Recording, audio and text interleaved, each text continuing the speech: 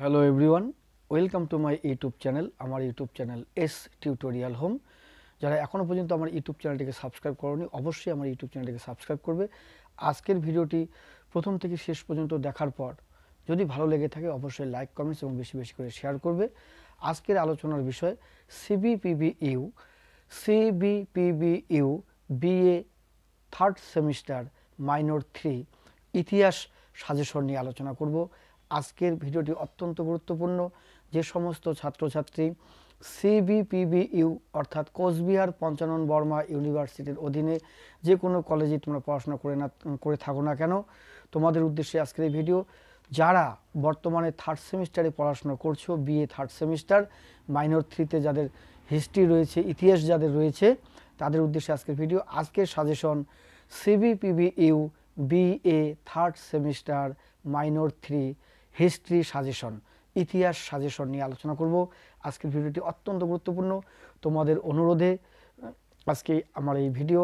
তোমরা এর আগে অনেকে কমেন্টস করেছো, হ্যাঁ, ডেসক্রিপশন বক্সে আমি দেখেছিলাম যে তোমরা অনেকেই বলেছিলে কমেন্টস বক্সে যে sir BA third semester minor 3 ইতিহাস সাজেশন দিলে ভালো হয়। তাই তোমাদের কথা মাথায় রেখেই, তোমাদের অনুরোধে আজকে আমি বসেছি সাজেশন নিয়ে।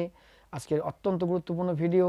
আজকের ভিডিওটি প্রথম থেকে শেষ পর্যন্ত ভালো করে মনোযোগ সহকারে দেখতে হবে, শুনতে হবে, আর খাতা কলম নিয়ে বসবে। অবশ্যই প্রশ্নগুলো খাতায় লিখে নাও। আশা করি তোমরা যখন তোমাদের থার্ড সেমিস্টারের পরীক্ষাটা দেবে, বিএ থার্ড সেমিস্টার মাইনর 3 ইতিহাস পরীক্ষা দেবে, এই প্রশ্নগুলো কমন পাবে। ঠিক আছে, তাহলে আজকে আমি শুরু করছি আজকের আলোচনা। সিবিপিবিইউ বিএ থার্ড সেমিস্টার মাইনর 3 ইতিহাস সাজেশন। ঠিক আছে, খাতা কলম নিয়ে বসো। অত্যন্ত গুরুত্বপূর্ণ। আমি পুরো কোশ্চেনটা বাংলায় বলবো, কেননা মাইনরের কোশ্চেনগুলো মানে সচরাচর বাংলাতেই হয়, আর মেজরে যারা পড়াশোনা করছো মেজরের কোশ্চেনগুলো ইংরেজিতে হয়। আর যদি বাংলা মানে বাংলাতে বা ইংরেজি দুটো মিলেই হয়, তা বিষয়টা হচ্ছে দুটো মিলেই হয়। আমি যেটা বলবো এখন এই মুহূর্তে,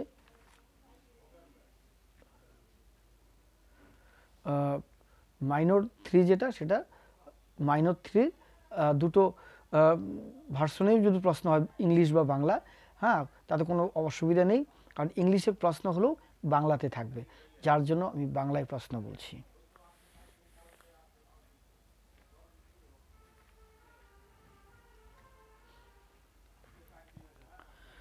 সিবিপিবিইউ বিএ থার্ড সেমিস্টার মাইনর 3 ইতিহাস সাজেশন। প্রশ্নের মান 10, 6 এবং 3। প্রশ্নের মান 10, 6 এবং 3। 10 নম্বরের প্রশ্ন লিখতে হবে 3টি, 6 নম্বরের প্রশ্ন লিখতে হবে 5টি, 3 নম্বরের প্রশ্ন লিখতে হবে 5টি। বোঝা গেল? তাহলে আমি কি বোঝানোর চেষ্টা করেছি? আমি তোমাদের বোঝানোর চেষ্টা করলাম যে 10 নম্বরের যে কোনো 3টি প্রশ্নের উত্তর লিখতে হবে।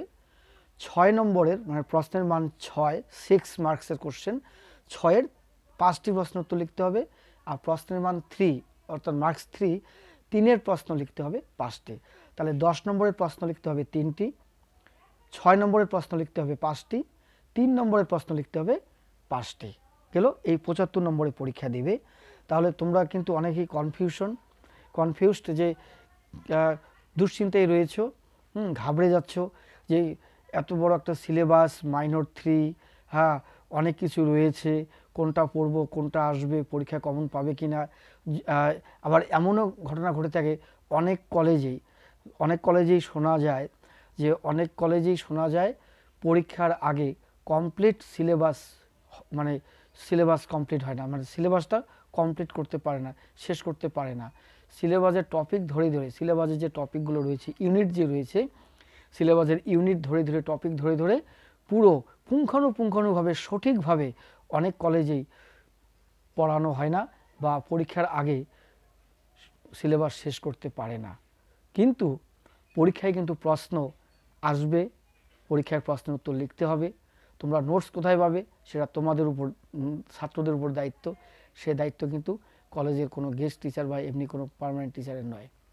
ঠিক আছে, তো এই জন্য বলছি অনেক কলেজেই শোনা যায় যে পরীক্ষার আগে সিলেবাস শেষ হয় না, অথচ যে বিষয়গুলো, যে টপিকগুলো, যে ইউনিটগুলো ক্লাসে পড়ানো হলো না, প্রশ্ন কিন্তু সেগুলোর থেকেও হবে।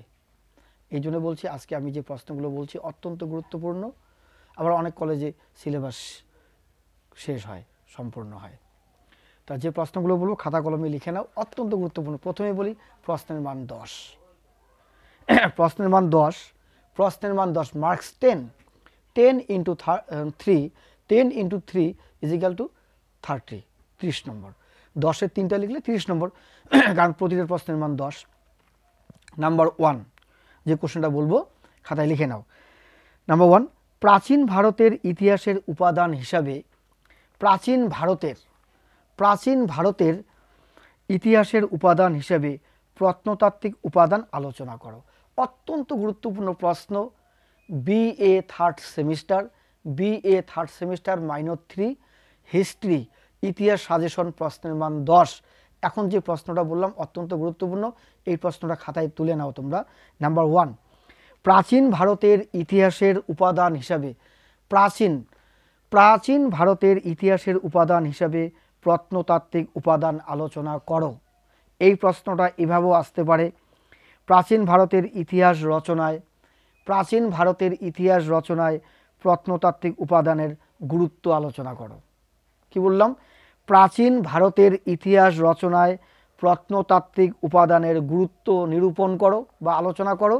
বা প্রশ্নটা এভাবে আসতে পারে, প্রাচীন ভারতের ইতিহাসের উপাদান হিসাবে প্রত্নতাত্ত্বিক উপাদান আলোচনা করো। ঠিক আছে, অত্যন্ত গুরুত্বপূর্ণ প্রশ্ন এটি। দুটো প্রশ্ন একই। নাম্বার 2 লিখে নাও খাতায়, প্রাচীন ভারতের ইতিহাসের উপাদান হিসাবে সাহিত্যিক উপাদানগুলি ব্যাখ্যা করো। কি বললাম? প্রাচীন ভারতের ইতিহাসের উপাদান হিসাবে সাহিত্যিক উপাদানগুলি ব্যাখ্যা করো। বা প্রাচীন ভারতের ইতিহাসের রচনায় সাহিত্যিক উপাদানগুলির গুরুত্ব নিরূপণ করো। ঠিক আছে, গুরুত্ব নিরূপণ করো।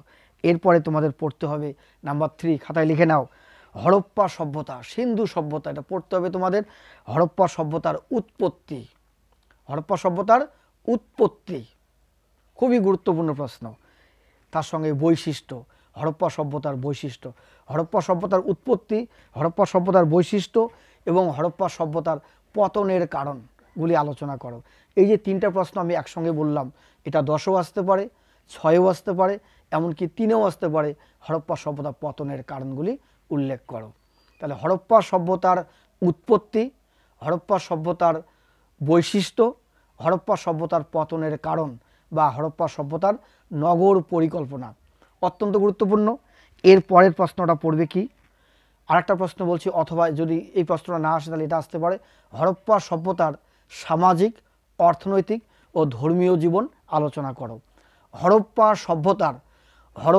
সভ্যতার অর্থনৈতিক, সামাজিক ও ধর্মীয় জীবন আলোচনা করো।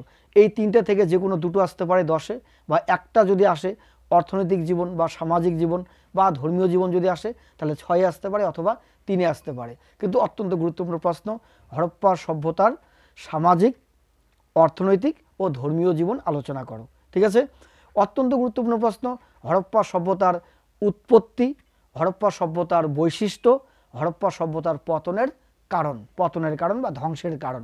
ঠিক আছে, পড়ে নিবি। এরপরে কি পড়তে হবে? বৈদিক যুগ, ঋগ বৈদিক যুগ। এই বৈদিক যুগের সময়কাল থেকে যেটা পড়তে হবে সেটা হচ্ছে ঋগ বৈদিক যুগের সামাজিক, অর্থনৈতিক ও ধর্মীয় জীবন ব্যাখ্যা করো। ঋগ বৈদিক যুগের অর্থনৈতিক, সামাজিক ও ধর্মীয় জীবন ব্যাখ্যা করো। মানে বৈদিক যুগের অর্থনৈতিক, সামাজিক আর ধর্মীয় জীবন ব্যাখ্যা করো। এগুলো 10 নম্বরের জন্য অত্যন্ত গুরুত্বপূর্ণ প্রশ্ন। আর কি পড়বে? আর পড়তে হবে পাল ও প্রতিহার এবং রাষ্ট্রকূটদের মধ্যে ত্রিপাক্ষিক সংঘর্ষ সম্পর্কে আলোচনা করো এবং এর গুরুত্ব কী ছিল। প্রশ্নটা আবার রিপিট করছি, খাতায় লিখে নাও। পাল ও প্রতিহার এবং রাষ্ট্রকূটদের মধ্যে পাল এবং প্রতিহার, মানে পাল ও প্রতিহার এবং রাষ্ট্রকূটদের মধ্যে ত্রিপাক্ষিক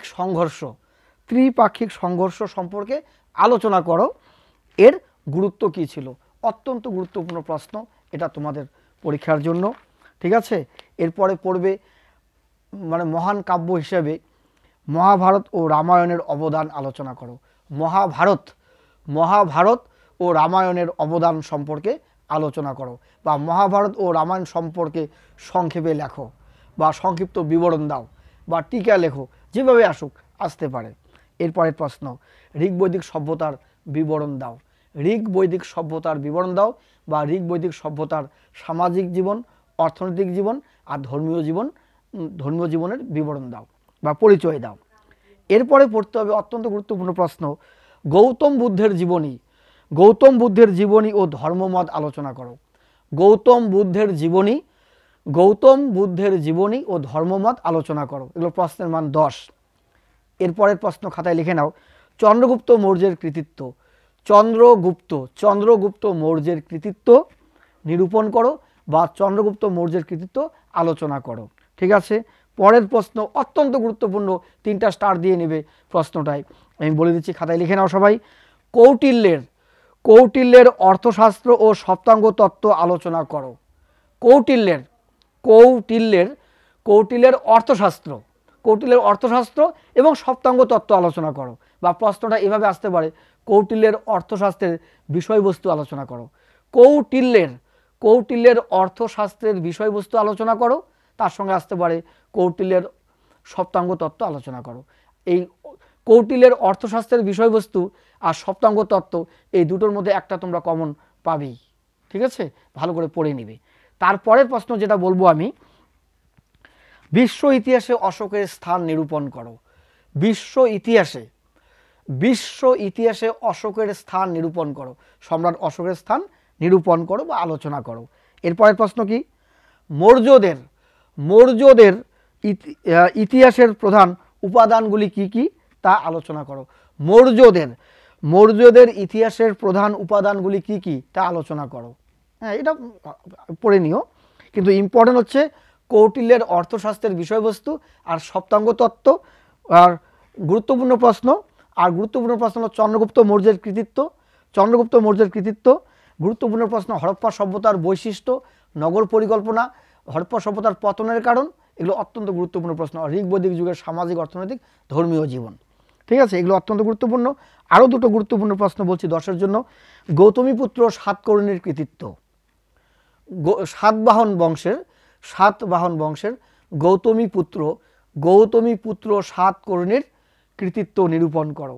অত্যন্ত গুরুত্বপূর্ণ প্রশ্ন, গৌতমীপুত্র সাতকর্ণীর কৃতিত্ব আলোচনা করো। ঠিক আছে। আর একটা গুরুত্বপূর্ণ প্রশ্ন বলছি, সমুদ্রগুপ্তের কৃতিত্ব। ঠিক আছে, রাজ্য বিজান, সমুদ্রগুপ্ত কিভাবে রাজ্য জয় করেছিল তার বিবরণ দিতে হবে, রাজ্যাভিযান। হ্যাঁ, সমুদ্রগুপ্তের কৃতিত্ব আলোচনা করো। 3টা স্টার দিয়ে রাখো খাতায় লিখে। আর গৌতমীপুত্র সাতকর্ণীর কৃতিত্ব, এই দুটোর মধ্যে একটা কমন পাওয়ার চান্স আছে, একটা পরীক্ষায় আসার চান্স আছে, দুটোর মধ্যে একটা আসতে পারে। এরপরের প্রশ্ন বলবো, সাম্রাজ্যবাদী শক্তি হিসাবে মগধের উত্থানের কারণ। সাম্রাজ্যবাদী শক্তি হিসাবে মগধের উত্থানের কারণগুলি কি ছিল? অত্যন্ত গুরুত্বপূর্ণ প্রশ্ন। বাংলার সুলতানি যুগে বখতিয়ার খলজির অবদান, এগুলো 10 নম্বরের জন্য অত্যন্ত গুরুত্বপূর্ণ। আরও আসতে পারে 10 নম্বরের জন্য শশাঙ্কের কৃতিত্ব, হর্ষবর্ধনের কৃতিত্ব, পাল বংশটা আসতে পারে, পাল যুগের সামাজিক অর্থনৈতিক পরিস্থিতি কেমন ছিল, অর্থনীতি সম্পর্কে এগুলো আসতে পারে। এগুলো 10-এর। শশাঙ্ক পড়তে হবে, শশাঙ্ক এবং হর্ষবর্ধন। তাহলে কি কি বললাম গুরুত্বপূর্ণ, প্রশ্নের মান 10। হরপ্পা সভ্যতার উৎপত্তি, বৈশিষ্ট্য, নগর পরিকল্পনা, হরপ্পা সভ্যতার পতনের কারণ। প্রাচীন ভারতের ইতিহাসের উপাদান হিসেবে প্রত্নতাত্ত্বিকের গুরুত্ব, অথবা সাহিত্য, যেটা বললাম, মানে উপাদান হিসেবে সাহিত্যিক উপাদানগুলির গুরুত্ব। সাহিত্যিক উপাদান আর প্রত্নতাত্ত্বিক উপাদান, দুটোর মধ্যে একটা কিন্তু পরীক্ষায় কমন পাবে। ঠিক আছে। আর হরপ্পা সভ্যতা থেকে একটা প্রশ্ন হবেই, 10ও হবে, 6ও কমন পাবে, এমনকি 3এও কমন পাবে। ঠিক আছে, হরপ্পা সভ্যতা থেকে। পরের প্রশ্ন কি বললাম, গৌতমীপুত্র সাতকর্ণী 10 নম্বরের জন্য পড়তে হবে। সমুদ্রগুপ্তের কৃতিত্ব 10 নম্বরের জন্য পড়তে হবে। তারপরে চন্দ্রগুপ্ত মৌর্যের কৃতিত্ব আর গৌতম বুদ্ধের জীবনী বা ধর্মমত। ঠিক আছে, এগুলো 10 নম্বরের জন্য পড়তে হবে। আরেকটা তোমরা যেটা পড়ে নিবে যে বৌদ্ধ ও জৈন ধর্মের উত্থানে বৌদ্ধ ও জৈন ধর্মের উত্থানে সামাজিক ও ধর্মীয় পটভূমি পর্যালোচনা করো। বৌদ্ধ ও জৈন ধর্মের উত্থানে সামাজিক ও ধর্মীয় উপাদান আলোচনা করো বা পর্যালোচনা করো। ঠিক আছে, এগুলো 10-এর জন্য। এবার 10-এর এখান থেকে পরীক্ষায় 3টা লিখতে হবে, 3টা লিখলে 3 10 30 নম্বর। এরপর প্রশ্নের মান 6 এবং 3 বলছি, খাতায় লিখে নাও। মার্কস 6 and 3, মান 6 এবং 3। ঠিক আছে, খাতায় লিখে নাও প্রশ্নগুলো, অত্যন্ত গুরুত্বপূর্ণ প্রশ্ন। সিন্ধু সভ্যতার পতনের কারণ, সিন্ধু সভ্যতা বা হরপ্পা সভ্যতার পতনের কারণগুলি উল্লেখ করো। 6ও আসতে পারে, 3ও আসতে পারে। 6 নম্বরে আসলে 3 নম্বরে আসবে না, 3 নম্বরে আসলে 6 নম্বরে আসবে না। সিন্ধু সভ্যতার পতনের কারণগুলি উল্লেখ করো বা সিন্ধু সভ্যতার ধর্মীয় জীবনের বিবরণ দাও।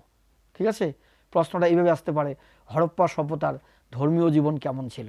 হরপ্পা সভ্যতার ধর্মীয় জীবন কেমন ছিল? হরপ্পা সভ্যতার পতনের কারণ, হরপ্পা সভ্যতা বা সিন্ধু সভ্যতার পতনের কারণ। এটা 6 অথবা 3-এর জন্য অত্যন্ত গুরুত্বপূর্ণ প্রশ্ন, পতনের কারণ। পরের প্রশ্ন কি? ঋগ বৈদিক যুগের হয় অর্থনৈতিক জীবন কেমন ছিল বা সামাজিক জীবন কেমন ছিল। অর্থনৈতিক জীবন কেমন ছিল বা সামাজিক জীবন কেমন ছিল, 6 অথবা 3-এ আসতে পারে। পরের প্রশ্ন, পরের জন্য কি বললাম? পাল ও সেন আমলে অর্থনীতি সম্পর্কে লেখো। পাল ও সেন আমলের, পাল বংশ, পাল ও সেন আমলের অর্থনীতি কেমন ছিল, এটা পড়তে পারো। পাল যুগের স্থাপত্য ভাস্কর্যের বিবরণ দাও। অত্যন্ত গুরুত্বপূর্ণ এই প্রশ্নটা, খাতায় লিখে নাও। পাল যুগের স্থাপত্য ও ভাস্কর্যের বিবরণ দাও। পাল যুগের স্থাপত্য ও ভাস্কর্যের বিবরণ দাও। পড়তে হবে রাষ্ট্রকূটদের শিল্প চর্চার কি নিদর্শন পাওয়া যায়। রাষ্ট্রকূটদের শিল্প চর্চার কি নিদর্শন পাওয়া যায়। রাষ্ট্রকূটদের শিল্প চর্চার কি নিদর্শন পাওয়া যায়। পরের প্রশ্ন, পল্লব ও চৌল আমলে ভাস্কর্য চর্চার বিবরণ দাও। পল্লব